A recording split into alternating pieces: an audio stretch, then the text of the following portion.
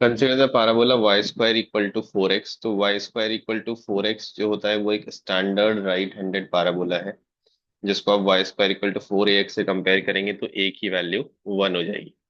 S is the focus of the parabola. S जो है right handed parabola में a comma 0 होता है, a की वैल्यू 1 है, तो फोकस आपका S जो है वो 1 कॉमा 0 हो गया, which is on the x axis. फिर आप क्या कर रहे हैं, पेयर ऑफ टेंजेंट्स ड्रॉ कर रहे हैं पॉइंट -2, 1 से। तो -2, 1 will be in the second quadrant. मान लीजिए यहाँ पे कोई पॉइंट है और आप यहाँ से पेयर ऑफ टेंजेंट ड्रॉ कर रहे हैं, दो टेंजेंट ड्रॉ कर रहे हैं इस पैराबोला पे। ये दो टेंजेंट हम लोग एज्यूम कर लेते हैं कि इन दो पॉइंट पे इसको टच करेगा। उस पॉइंट का नाम शायद बताया गया है, P1 और P2 पे टच करेगा।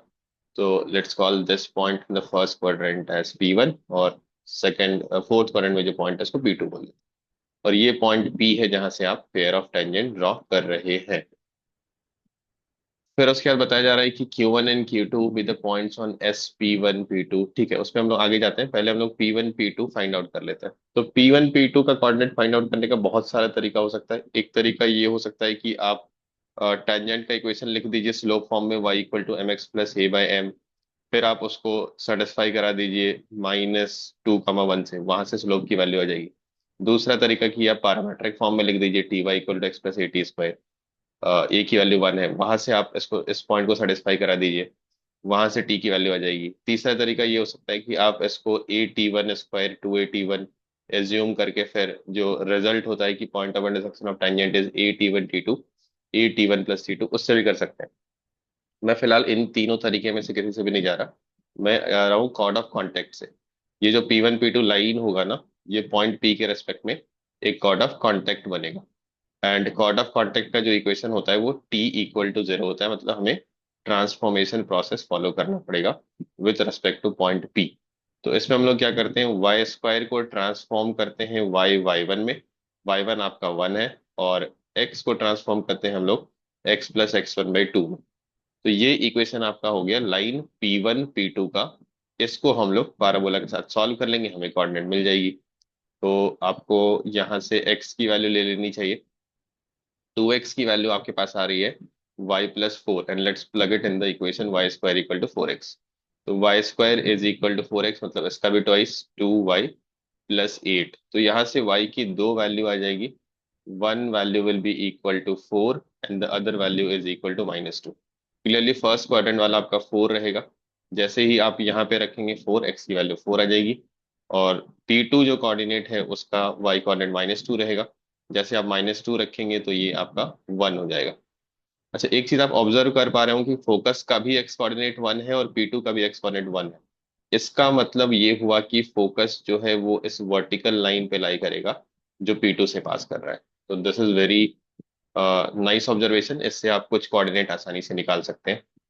तो ये आपका हो गया SP2 और ये हो गया आपका SP1। अब उन्होंने क्या बोला है कि आप परपेंडिकुलर ड्रॉप कर रहे हैं Q1 and Q2 with the points on SP1 and SP2 respectively, such that PQ1 is perpendicular to SP1। तो P से आप परपेंडिकुलर ड्रॉप कर रहे हैं SP1 पे, तो ये आई थिंक इसके एक्सटेंशन पे लाई करेगा समवेयर हियर। यहाँ आपका एक परपेंडिकुलर हो जाएगा, ये Q1 हो जाएगा। और दूसरा PQ2 is perpendicular to SP2। तो ये SP2 जो है इस पे भी आपका थोड़ा एक्सटेंड करने पे ही आपको परपेंडिकुलर मिलेगा, समवेयर हियर, यहाँ पे आपको परपेंडिकुलर मिल जाएगा Q2। ओके, अब आपके पास चार ऑप्शंस हैं, आप उसको फाइंड आउट करिए। तो we need the coordinate of Q1 Q2 to decide कि इनमें से कौन सा सही है और कौन सा गलत है। Q2 का कोऑर्डिनेट निकालना सबसे आसान है, क्योंकि ये एक हॉरिजॉन्टल लाइन और वर्टिकल लाइन पे लाई कर रहा है।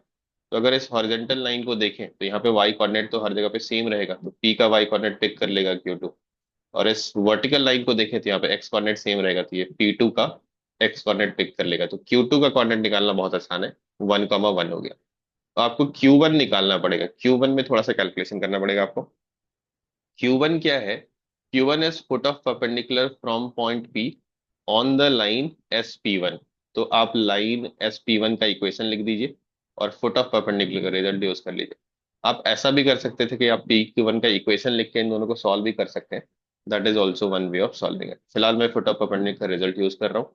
उसके लिए मुझे equation of S P one चाहिए होगा, और एस और पी वन दोनों का मुझे कोऑर्डिनेट मालूम है, तो मैं यूज कर रहा हूँ y minus y one is equal to y two minus y one by x two minus x one multiplied by x minus x one, which is called two point form of equation of line. तो यहाँ से equation आपका बन रहा है 3y is equal to 4x minus 4। इसको आप rearrange करेंगे तो क्या बनेगा, 3y minus 4x plus 4 equal to 0। अब आपको फुट ऑफ परपेंडिकुलर कहाँ से चाहिए, P से चाहिए, इस लाइन पे, और उसको आप Q1 बोल रहे हैं। तो Q1 is basically foot of perpendicular of P which is -2, 1 on this line. इस लाइन को आप L इक्वल टू 0 बोल दीजिए।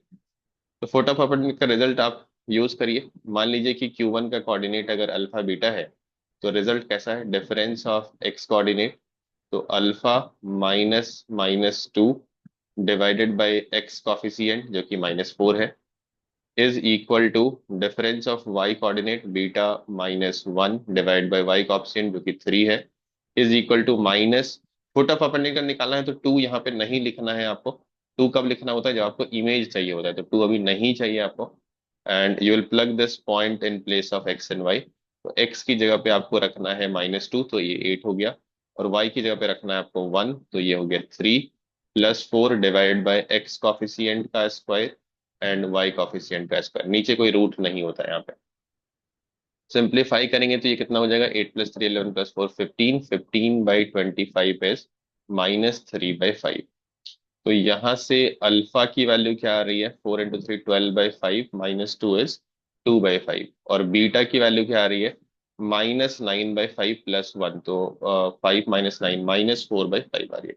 तो this is the coordinate of Q1। थोड़ा कैलकुलेशन है बट आपको करना पड़ेगा। And after you get the coordinates of distance formula, आप कभी भी लगा सकते हैं।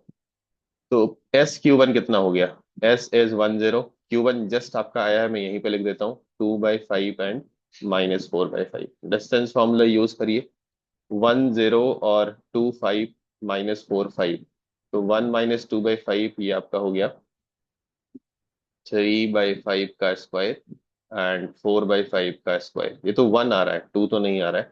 दिस कोऑर्डिनेट आपका डिस्टेंस फॉर्मूला से 1 आ रहा है, तो ए इज रिजेक्टेड। Q1 Q2 इनके बीच का डिस्टेंस, Q1 Q2 यहीं पे फाइंड आउट कर लेते हैं। 1 - 2/5, 3/5 का स्क्वायर, और 1 + 4/5, तो 9/5 का स्क्वायर। ये आपका कितना हो जाएगा, 90/25, 3√10/5। और यही आपका answer given, B is the correct answer.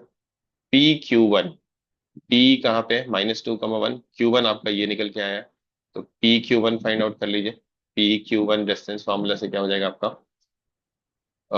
P is -2 और 2/5, तो 12/5 हो गया, ये 12/5 का square, and this is -4/5 and this is 1, तो ये आपका 9/5 हो गया। अच्छा, 12 लाइन से डायरेक्टली आप 15 भी कर सकते थे, that is Pythagorean triplet, but ठीक है, इट इज √9 विच इज 3, तो ये ऑप्शन आपका सही हो गया। एंड फाइनली S Q2 निकालना मेरे हिसाब से बहुत आसान रहेगा। S is 10 and Q2 is 11, तो ये आंसर आपका 1 हो गया। BCD is the final answer after lot of calculation, that is the answer given.